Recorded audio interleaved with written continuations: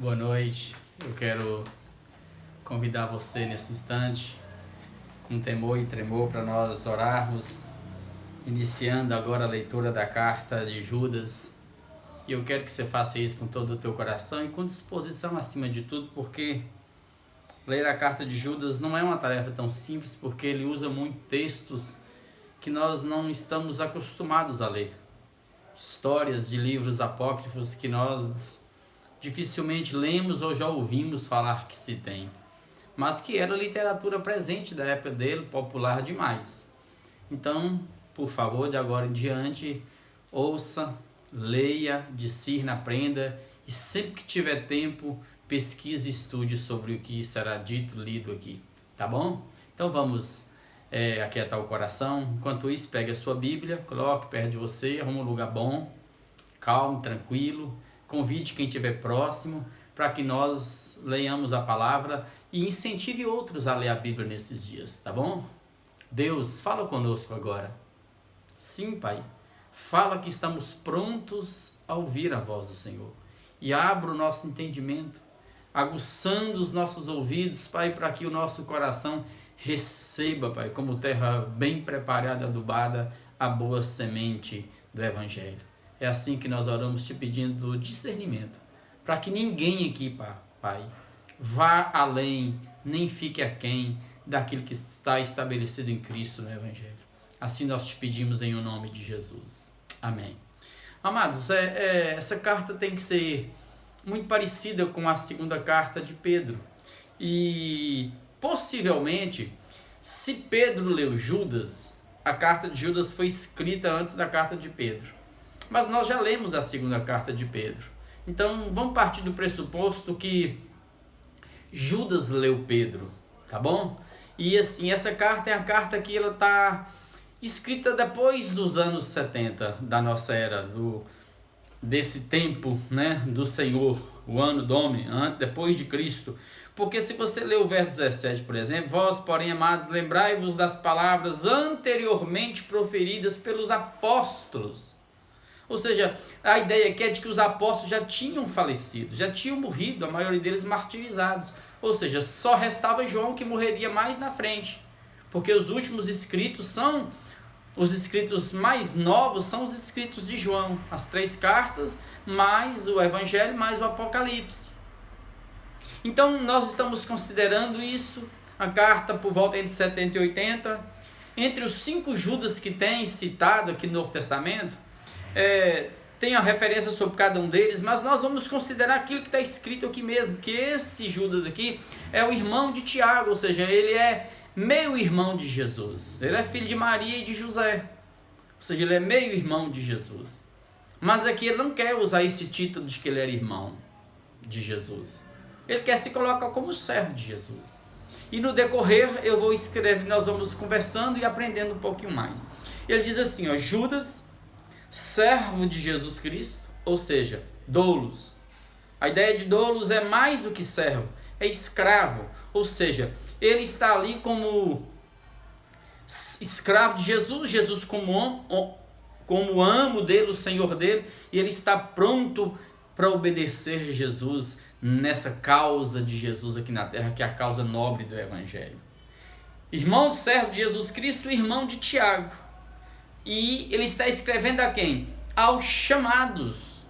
E quando ele fala de chamados aqui, ele está usando aquele termo grego kalem. Era o termo que os gregos usavam muito, né? Quando alguém era chamado para uma festividade nacional, quando alguém era chamado para representar sua nação, como Paulo se diz, né? Nós somos embaixadores de Cristo. Era usado também juridicamente quando o homem era chamado a juízo. Ou seja, todos nós somos chamados também a comparecer-nos perante o tribunal de Cristo. Então ele está escrevendo aos chamados, e aí nesse ponto de vista todos os humanos são chamados. Todos nós somos convocados para servir Jesus. Aos chamados amados em Deus Pai. Observe que esse amados em Deus Pai é interessante, porque conquanto ele se coloca como servo, escravo de Jesus, ele está dizendo: eu sou amado de Deus, porque Jesus, ele se agrada em nos chamar de amigos, ele não nos trata assim como escravos. Então eu tenho que me alegrar por ser amigo dele, amado de Deus e guardados em Jesus Cristo. E guardados também é importante, porque eu fui chamado, mas eu estou protegido. Eu não estou só nesse mundo, perdido desse mundo, entregue a todos os inimigos, levando cacetada de todo. Não, o sangue está sobre mim.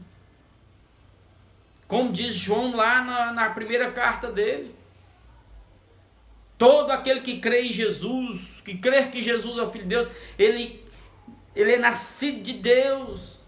E o maligno, com M maiúsculo, o diabo não lhe toca, porque a semente está aqui. Eu estou guardado, o sangue me cobre. Você não tem que ter medo de nada, você tem que ir para a vida e servir Jesus, como um bom embaixador, e não temer o mal, porque Jesus é contigo. Ele é o teu Senhor.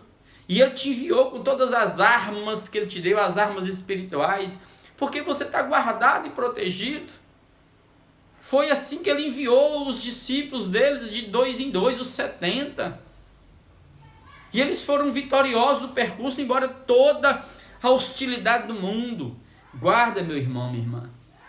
Você é amado de Deus.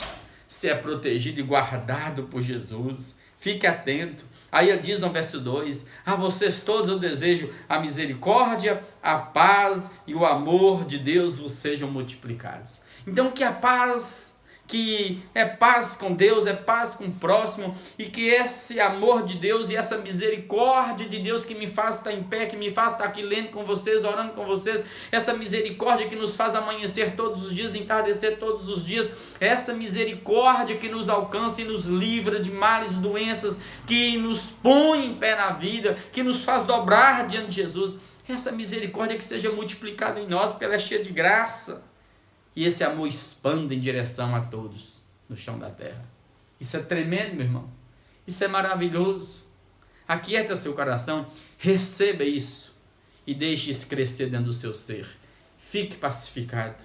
Você é de Deus. E Deus te chamou. E Deus te guarda e te protege de todo mal. Verso 3. Amados, quando empregava toda a diligência, cuidado em escrever-vos acerca da nossa comum salvação, ou seja, você percebe, foi que me senti obrigado a corresponder-me convosco, exortando-vos a vos batalhardes diligentemente pela fé que uma vez por todas foi entregue aos santos. Então você percebe que nesse versículo 3, Judas diz que ele mudou o intento dele. Ou seja, antes, o Espírito o impulsionou e o fez mudar, porque talvez ele quisesse escrever um tratado maior sobre a fé, deixar algo para o futuro, um proto-evangelho, um evangelho dele, narrar mais sobre essa fé que Jesus deixou, mas de repente ele vê a igreja sendo assolada, infiltrada por hereges, homens maus, perversos, dominadores, controladores, amantes de si mesmos, mesquinhos, avarentos, pensando só em dinheiro. Quando ele vê a igreja sendo infiltrada por aquilo, negando Jesus, a igreja cheia de libertinagem, pervertida, sem evangelho, ele fala: não, eu vou mudar aqui.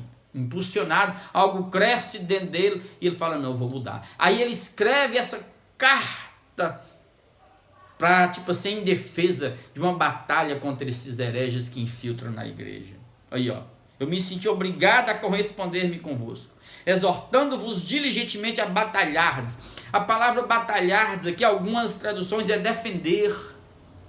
A palavra grega que ele usa para defender é aquela palavra que tem a ver com a raiz da palavra agonia.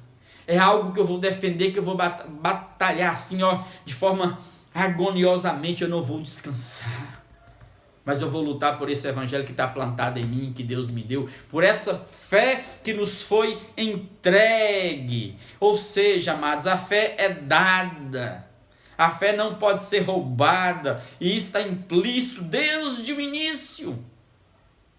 Não fica achando que a fé é produção sua. Não, se observa nas entrelinhas que quando o primeiro homem, Adão, cai, ele peca, e ele percebe que agora o corpo dele mudou, a consciência chegou, a noção de tempo chegou, o pecado entrou, e ele percebeu que a morte era o fim. Ele tenta novamente buscar da árvore da vida para viver como ele vivia antes. Ele tenta ir buscar a árvore da vida, que estava lá o tempo todo, ele não deu valor. Aí a Bíblia diz que ele não consegue, tinha 2 anjos querubins guardando aquilo com espadas de fogo. Guardando o caminho para a árvore, ou seja, o caminho para a vida, o caminho de volta para Deus. No homem não vai e rouba e entra porque quer, tem que ser oferecido. E esse caminho lá no hebraico é o mesmo que Jesus usa em João. Eu sou o caminho, a verdade e a vida. Ninguém vem ao Pai senão por mim. Então foi dado a todos. Agora no tempo e no espaço, todos nós somos chamados a dar esse passo da fé. Esse mergulho no mar da fé. Pisar, entre aspas, no abismo, no desconhecido. Que na verdade não tem nada desconhecido. Porque a fé atua na história. A fé é inteligível também, depois de um certo ponto. Então a fé ela foi dada. E é uma realidade única de uma vez para sempre. Na história, nós apenas ganhamos assim novas experimentações. A fé vai ganhando novos significados à medida que minha vida vai ressignificando, minha história, meus sonhos vai mudando. E eu vou vencendo lutas, eu vou sendo aperfeiçoado, a fé vai mudando, eu vou crescendo, eu vou sendo lapidado. Mas é tudo uma questão de experienciação com Deus. Porque a vida com Deus não existe como um oráculo, ficar só dando mão para ninguém ler, o que você tem para me falar, abre aí, abre. Não, a vida com Deus é cheia de experiências, é dia após dia eu vou crescendo a partir de tudo que acontece comigo.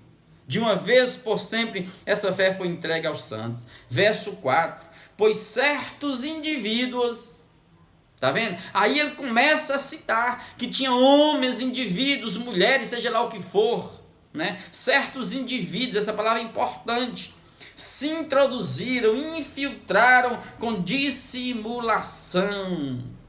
O termo grego aqui para descrever essa infiltração, essa dissimulação, é um termo que eles usam para aquele advogado sutil que usa palavras lisonjeiras, bajuladoras, para entrar na mente de juízes e jurados e corromper e tirar proveito. É algo sutil, é algo que é marca característica do diabo, que não chega para você com 2 chifres, e chega para você com cara de anjo. Ele se transforma até em anjo de luz para enganar, para destruir. É assim que esses caras introduziram, com as mesmas características, infiltraram. E quando Judas está vendo aquilo, destruindo a comunidade, ele fala, não, nós vamos agora defender, nós vamos falar, vamos guardar nossas ovelhinhas para que elas não sejam solapadas, destruídas. Os quais, aí, desde muito foram antecipadamente pronunciados para esta condenação. São homens ímpios que transformam em libertinagem a graça de nosso Deus e negam o nosso único e soberano Senhor, que é Jesus Cristo. Ou seja, está dizendo que esses homens, os profetas do passado, já anunciaram a queda deles, a ruína deles. São falsos pastores, como está lá em Ezequiel 34, que não cuida das ovelhas, que vai transformando a graça de Deus em libertinagem. A graça que devia ser a graça que nos põe na vida, com responsabilidade, ele se transforma em libertinagem. E qual a ideia que tem aqui? E que negam Jesus o soberano. Então eu penso que, lendo e estudando, o que está mais claro na mente de Judas nesse instante, dessas heresias que estão ali, é aquela heresia onde os gnósticos, parte deles e grande parte deles, criam que a matéria é má, Deus é bom, o Espírito é bom, e que Deus bom não pode ter criado esse mundo que é má. Aí eles vão crendo que de Deus foram saindo emanações, é como se fossem camadas de dimensões, foram saindo dessas camadas de dimensões até chegar em alguém que criou esse mundo má. Isso é perverso, isso é doentio. Aí eles negavam essa soberania de Jesus, essa graça de Jesus. Eles negavam. E mais ainda, eles negavam Jesus como o Senhor, o soberano, o Cristo. Por quê? Porque para eles Jesus era só apenas uma dessas emanações de Deus, mais distantes de Deus.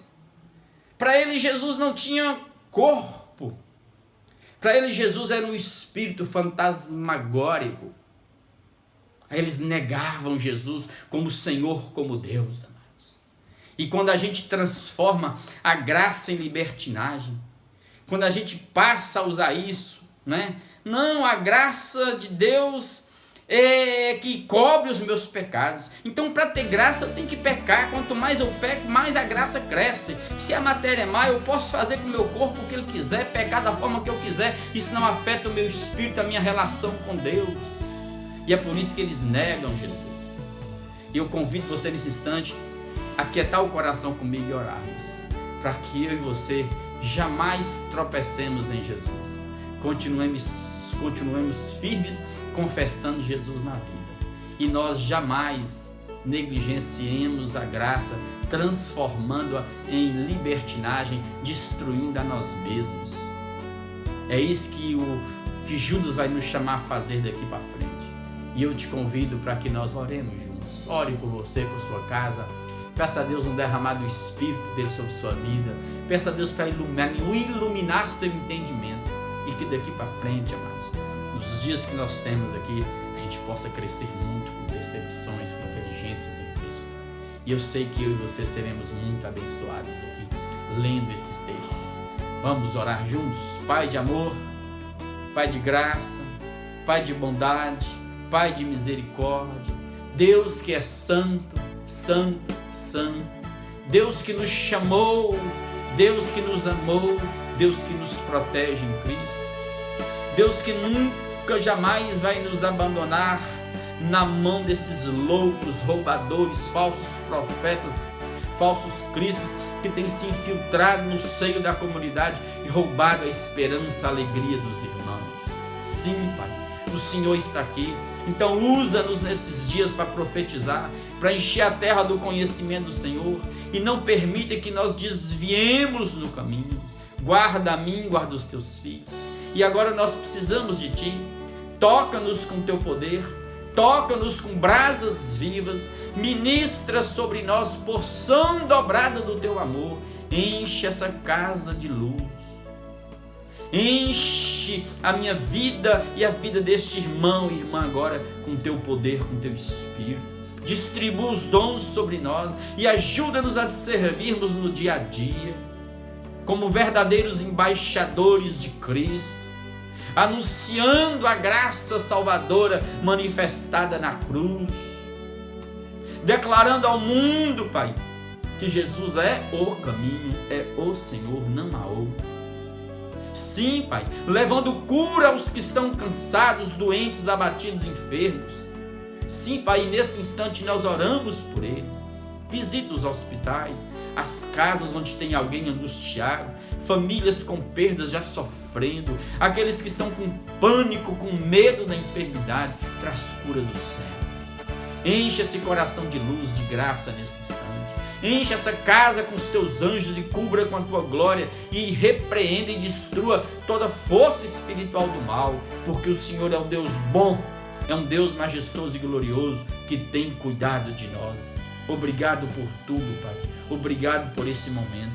Abençoa-me e abençoa o teu filho, a tua filha. E nesse instante, como autoridade, eu te peço que o Senhor, Pai, unja o teu filho e liberte de toda seta do diabo, todo oportunismo maligno tentando destruir, Pai, esse irmão e essa irmã.